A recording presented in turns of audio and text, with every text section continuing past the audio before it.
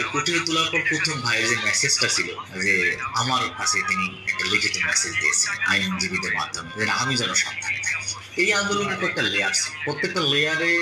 মানে হয়তো মাঠের একটা লেয়ার ছিল, এর উপর আরো ২-৩টা লেয়ার ছিল।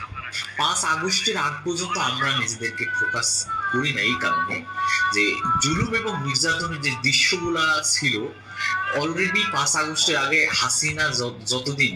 দেশে ছিলেন তারা ডাইরেক্টলি ইনডাইরেক্টলি শিবিরকেই